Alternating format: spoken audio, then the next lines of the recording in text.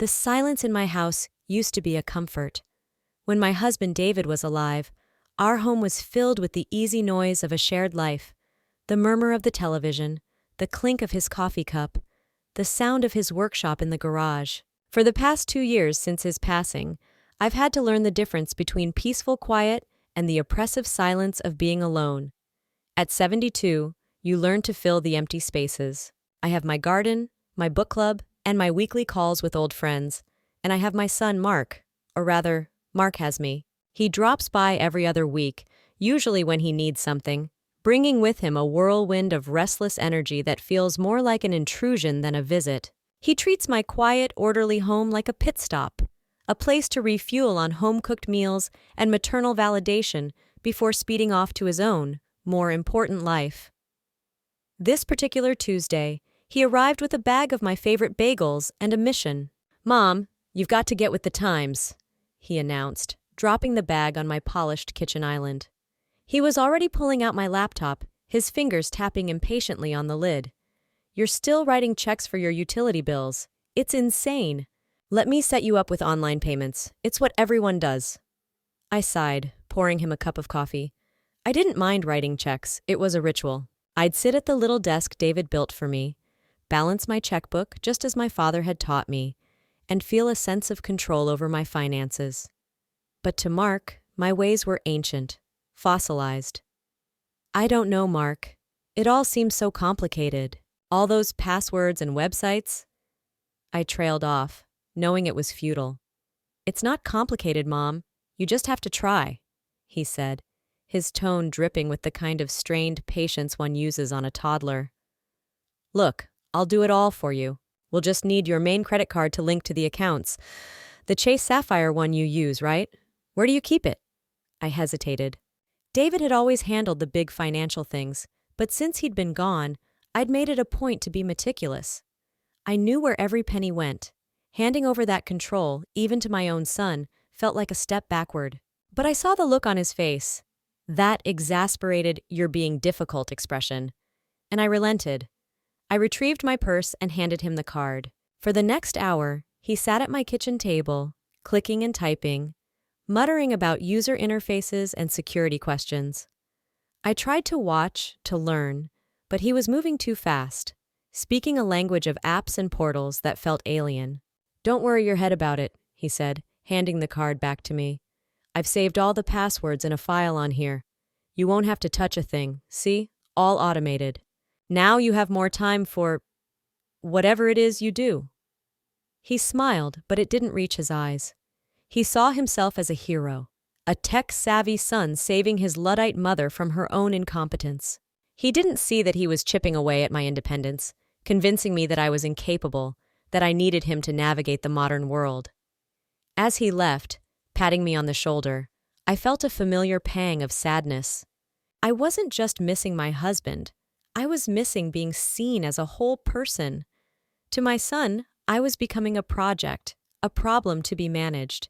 He thought he was helping, but what he was really doing was making me smaller.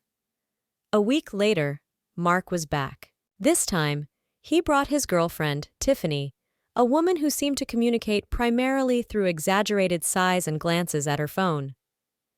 They were on their way to some trendy downtown restaurant, but stopped by, they claimed, just to say hello. I knew it was a reconnaissance mission. Tiffany was sizing up the furniture, her eyes lingering on my mother's silver candlesticks. Mark, however, was in a strange, effusive mood. He was talking about a colleague who had just returned from Hawaii. "You should have seen the pictures, Mom. Absolutely incredible. 5-star resort on Maui, infinity pools, private beaches, the works." He leaned against the counter, a dreamy look on his face. Tiffany perked up. "Oh, babe, we should so go to Maui. I would die." I smiled, trying to be part of the conversation. "It does sound lovely. Your father and I always talked about going, but we never got around to it." An idea sparked in my chest, a hopeful little flame. Maybe the three of us could plan a trip? For next year? My treat." The air in the room changed instantly. Mark's affable expression tightened.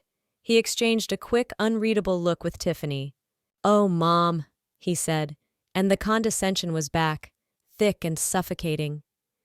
That's a nice thought, but a trip like that, it's a lot. You've got to book everything online, the flights, the hotel, the rental car, all the activities. It's all apps and QR codes now. Honestly, it would be too much for you to handle. The words landed like tiny, sharp stones. Too much for you to handle. Tiffany chimed in, twisting a strand of blonde hair. And the flights are so long, you'd be really uncomfortable. I felt my face flush, a hot wave of humiliation. They weren't just turning down a trip, they were judging my capabilities, my stamina, my relevance. They were patting me on the head and telling me to stay in my quiet little house while the real people went out and lived. But the final twist of the knife came a moment later. Mark, sensing he had been too harsh, tried to soften the blow with a joke. Besides, he laughed, squeezing my arm, you're just too old for the internet, Mom. We'd spend the whole time trying to recover your forgotten passwords. He and Tiffany shared a smirk. It was a small, cruel moment, meant to be a lighthearted jab, but it revealed everything. In his eyes, I was a doddering old woman, a technological dinosaur. My offer wasn't a generous invitation, it was a burden. As they left, chattering about their dinner reservations, the silence they left behind was different. It wasn't lonely, it was charged. The flame of hope had been extinguished, and in its place, a cold, hard ember of anger began to glow. I looked at the laptop on my desk, the one he had so graciously fixed for me. Too old for the internet, am I? I thought. The insult echoed in the quiet room, and an idea, a very different kind of idea, began to take shape. The following Saturday morning, I was enjoying my second cup of coffee and the New York Times crossword puzzle, a cherished ritual. The house was quiet, the sun was streaming through the bay window, and for a little while, I felt a sense of peace. That peace was shattered by a buzz from my smartphone on the table. It was a text message. I put on my reading glasses, expecting it to be my friend Sharon confirming our lunch plans. But it wasn't from Sharon. The message was a fraud alert from my bank, Chase. Chase, fraud alert. Did you just spend $6,450.22 with Hawaiian Airlines? Reply yes or no. I stared at the screen, my heart giving a sudden painful lurch. $6,000? Hawaiian Airlines? I hadn't booked a flight in 3 years. My first thought was a faceless, anonymous hacker, some cybercriminal from a country I couldn't pronounce. I felt a wave of violation, the digital equivalent of finding a stranger in your home. I set my coffee cup down, my hand trembling slightly. I was about to type no when a cold dread began to creep up my spine, pushing aside the initial panic. Hawaiian Airlines. Mark's words from the other night came rushing back. 5-star resort on Maui, infinity pools. We should so go. The condescending tone, the shared smirk with Tiffany, the way he had so expertly navigated my laptop, setting up all those accounts linked to my credit card. The pieces began to click into place, forming a picture so ugly, so deeply hurtful, I could barely stand to look at it. No, this wasn't some anonymous hacker in a faraway land. The call was coming from inside the house. I slowly stood up and walked over to my desk, my legs feeling unsteady. I opened my laptop, the one he had used, and my hands hovered over the keyboard. For a moment, I felt a surge of the very helplessness he accused me of. What if I couldn't figure this out? What if he was right, and I really was too old for all this? But then the anger returned, sharp and clarifying. He was counting on my ignorance. He was banking on my fear of this technology. That thought alone was enough to steady my hands. I remembered David teaching me how to use our first computer back in the 90s. It's just a tool, Carol, he'd said. Don't be scared of it. Just learn the rules. I took a deep breath and logged into my Chase account. And there it was, glowing on the screen under pending transactions. Not just the airline tickets, but another charge, this one for over $8,000. The Grand Wailea, a Waldorf Astoria resort. Maui, the very one he had been dreaming about. The betrayal was absolute. He hadn't just stolen money. He had used my love, my trust, and his own manufactured image of my incompetence as a weapon against me. He was going to live out his fantasy vacation on my dime, all while believing I was too old and stupid to ever find out. Sitting there in the sunlit silence of my home, I felt the last vestiges of my grief for the mother-son relationship I thought I had evaporate, replaced by a cold, clear resolve. My first instinct was pure, unadulterated rage. I wanted to call Mark and scream at him, to demand he undo what he had done, to let loose the torrent of hurt and anger that was churning in my gut. But as I sat there, the cursor blinking on the screen, a different thought emerged, one that was calmer and far more dangerous. Screaming would give him the satisfaction of a fight. It would allow him to twist the narrative, to call me hysterical, to perhaps even gaslight me into believing I had misunderstood. He would apologize profusely, promise to pay me back when he could, and the power dynamic would remain unchanged. Him the capable adult, me the emotional, irrational old woman. No, he had used a tool of the modern world to deceive me, and I would use that same tool to deliver his comeuppance. He had judged me incapable, and I would prove him devastatingly wrong. My finger hovered over the fraud alert text. I could type no right now, and the whole thing would be over. The bank would block the charge, and that would be that. But that felt too simple, too clean. It lacked poetry. It lacked justice. He deserved to feel the consequences, not just have his plan quietly foiled. So, instead of replying to the text, I picked up the phone and called the number on the back of my credit card. My voice, when I spoke to the customer service representative, was as calm and steady as if I were inquiring about my reward points.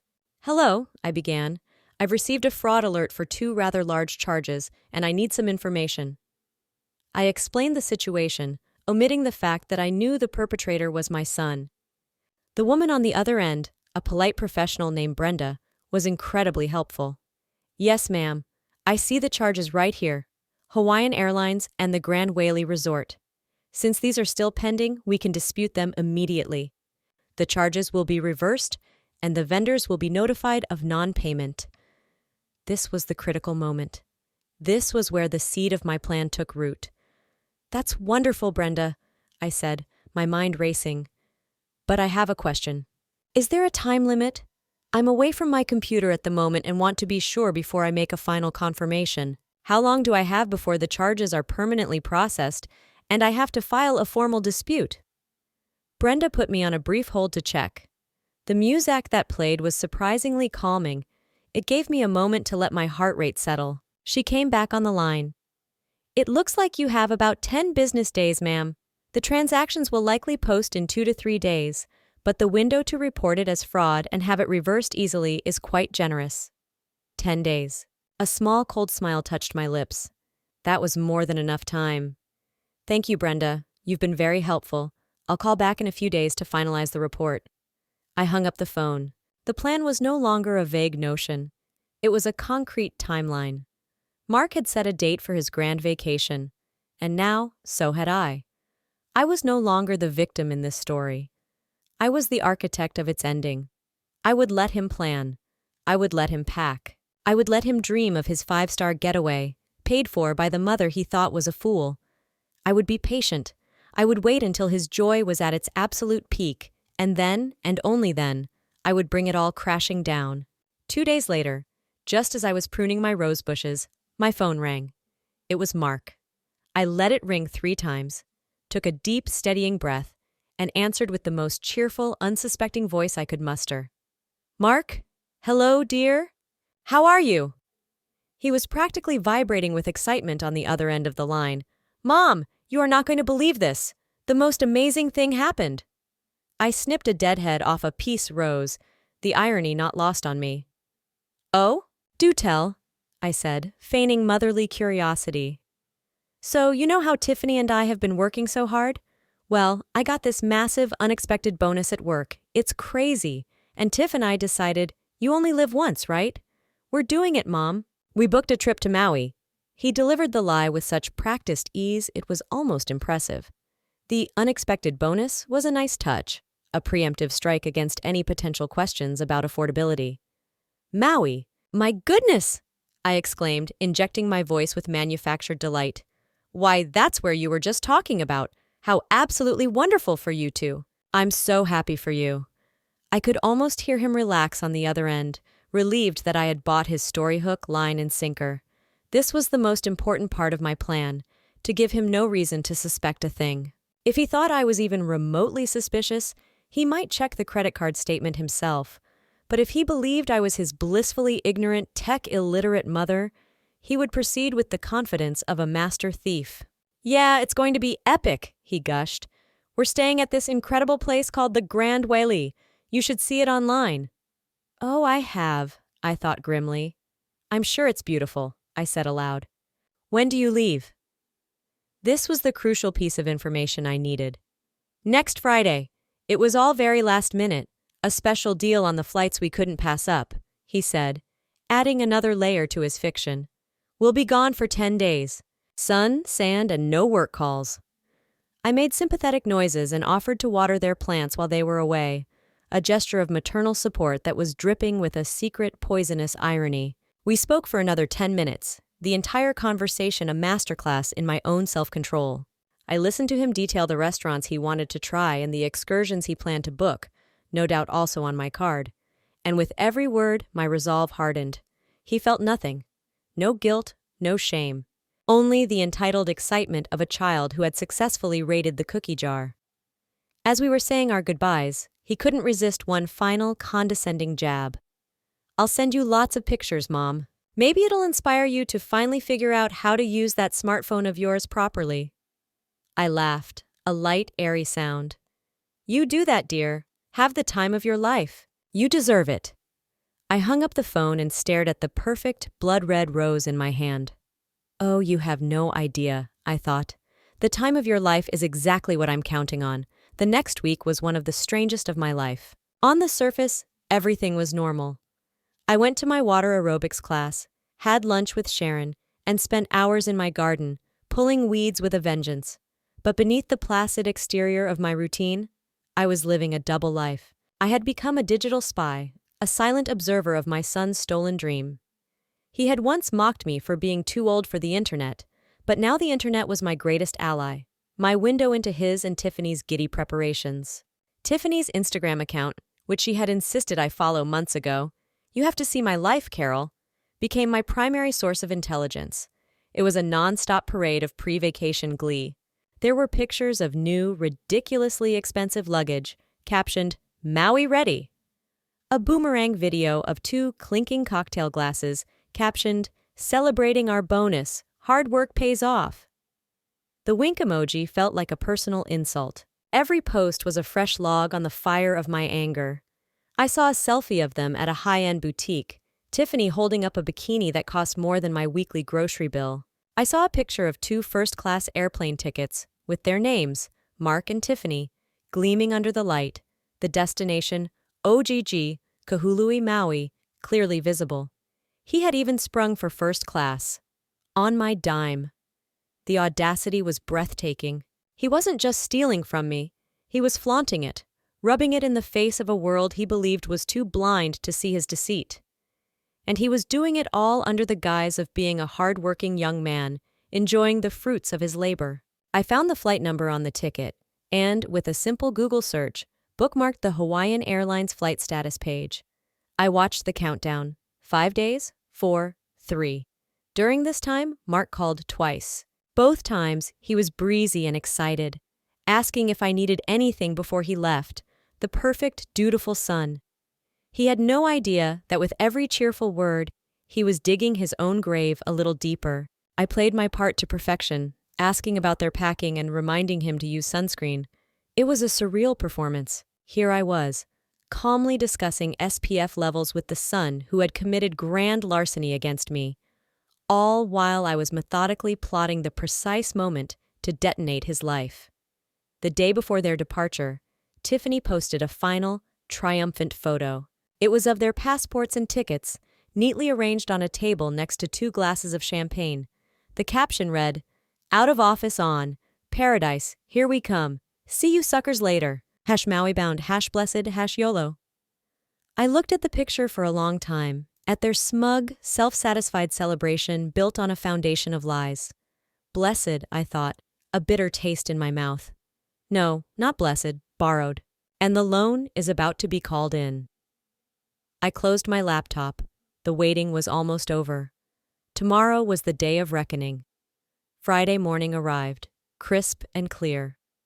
I woke up with a strange sense of calm, the kind that comes after a storm. The anger and hurt had coalesced into a single point of sharp, unyielding purpose. I made my coffee, did my crossword puzzle, and then I went to my desk and opened my laptop. The flight status page was already open. Hawaiian Airlines Flight 24, JFK to OGG. Status, on time. Departure, 11:45 a.m. It was 9 a.m. They would be at the airport by now, navigating the chaos of JFK. I pictured them, smugly gliding through the priority check-in line with their first-class tickets, dropping off their brand-new luggage. I imagined them breezing through security. Tiffany probably complaining about having to take off her designer boots. They would have hours to kill before their flight. They'd be feeling on top of the world. Invincible. I let them enjoy it. I watered my plants. I called Sharon and had a long, normal conversation about her grandkids. I watched the clock. At 10:30 a.m., I figured they would be settled at their gate, perhaps enjoying an overpriced mimosa at an airport bar, posting one last, "Here we go," selfie. The anticipation was at its absolute peak. Their joy was a bubble, stretched to its thinnest, most iridescent point. It was time to pop it. I picked up my phone, my hand perfectly steady, and dialed the Chase Fraud Department number I had saved to my contacts. "Hello," I said when a representative answered. "My name is Carol Miller. I'm calling to follow up on a fraud claim I discussed last week. Reference number 74B91. The representative, a young man named Alex, took a moment to pull up my file. "Ah, yes, Mrs. Miller. I see the notes here from Brenda. You were going to confirm the fraudulent charges for Hawaiian Airlines and the Grand Wailea Resort." I looked at the flight status page again. The departure time was just over an hour away. Boarding would be starting soon. "Yes, Alex," I said, my voice as cool as ice. "I am now 100% certain that I did not authorize those charges. I would like to report them as fraudulent and have them reversed immediately." Alex's typing was the only sound for a moment. "Okay, Mrs. Miller. I am processing that for you right now. The charges will be reversed and the vendors will be notified. We will be canceling this card and issuing you a new one." "Thank you, Alex," I said. "Can you tell me roughly how long does it take for the vendor, say, the airline, to be notified?" He cleared his throat. "It's an automated system, ma'am. Once I hit submit, the reversal is processed instantly.